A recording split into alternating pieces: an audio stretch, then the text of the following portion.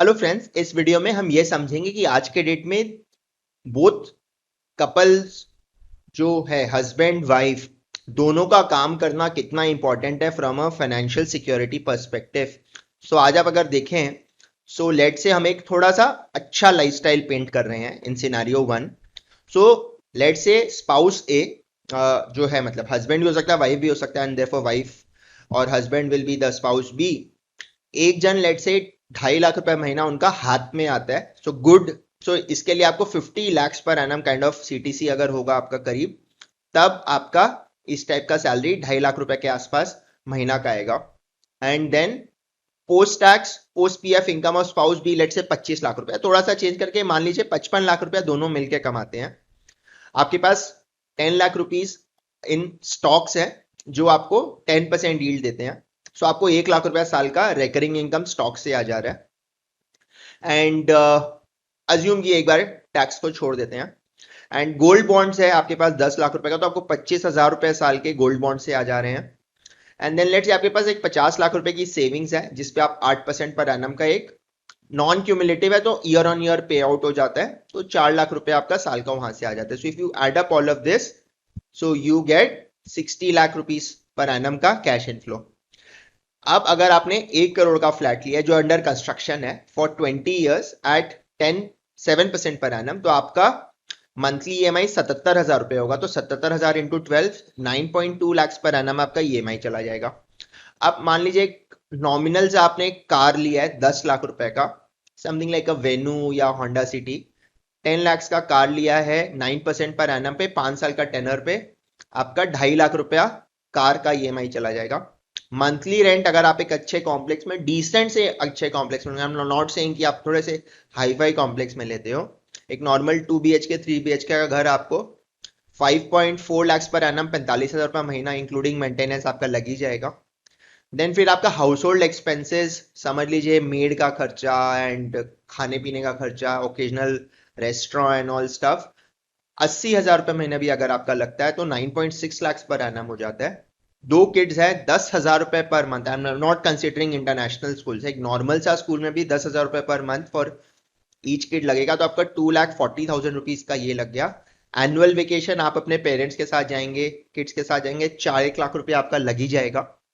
And medical term insurance, ये मैं समझ रहा हूँ कि 1 लाख रुपया है on the higher side. I am assuming कि आप एक अच्छा 15-20 लाख का कवर लेंगे, सो देयरफॉर मेडिकल एक्सपेंसेस आपको फिर इसमें कोई फैक्टर इन नहीं हो रहा है। सो जो ओकेजनल ओपीडी का जो खर्चा है या कुछ डायग्नोस्टिक का खर्चा है वो इस हाउस होल्ड एक्सपेंस में कवर हो जा रहा है। एंड देन आप लेट से टर्म इंश्योरेंस खुद पे ले रहे हो 30,000 रुपए पर एनम का, आपका वो खर्चा है 34 लाख रुपए, 40,000 रुपया आपका खर्चा हो जाएगा। तो गृहस्थी एक्सपेंस रेशियो का जो कवरेज है अगर आप सिनेरियो वन में देखें तो 60 lakhs divide by 34.4 lakhs 1.7 times ही है, which is still okay, but this is under the scenario that both are earning. वहीं अगर आप देखें सेकेंड सिनेरियो में, मैं I am keeping all the expenses same, so 34.4 lakhs है। एंड खाली मैं क्या कर रहा हूं सिनेरियो में ये चेंज करते रहा हूं कि second spouse does not work. So let's say the wife और द हस्बैंड अर्न्स, सो ये लोग हो जाते हैं spouse A, they earn like 30 lakhs per annum. बाकी आपका डिविडेंड यील्ड वगैरह जो है सेम आ जा रहा है, तो 35 लाख रुपए आपका इनकम आ रहा है और आपका खर्चा ब्रॉडली सेम ही रहेगा 34.4 लाख। सो ये एकदम neck to neck kind of coverage हो जाएगा इस सिनेरियो में, जब तक आपका ये मंथली रेंट वाला पार्ट और ईएमआई हाउस का अंडर कंस्ट्रक्शन का दोनों चलता रहेगा, तो यू आर एकदम skating on thin ice. 1.02 times का ये रेशियो है। एंड वहीं पे अगर मैं एक और थर्ड सिनेरियो पेंट करता हूं कि लेट से इसी का सिनेरियो टू में आई एम सेइंग कि ठीक है मेरा लाइफस्टाइल भी मैं थोड़ा स्केल डाउन करूंगा because only one of the spouses are earning, so 25 lakh रुपया। और ये थोड़ा सा लेट से थोड़ा छोटा सिटी में भी आ जाते हैं, लेट से स्टैंड ऑफ बॉम्बे हम कैलकाटा का बात करते हैं तो 25 लाख रुपया लेट से अगर आता है स्पाउस का एक जन का, इनफैक्ट ये भी थोड़ा ज्यादा ही है। आप कैलकाटा में नॉर्मली देखेंगे तो थोड़ा कम ही होगा।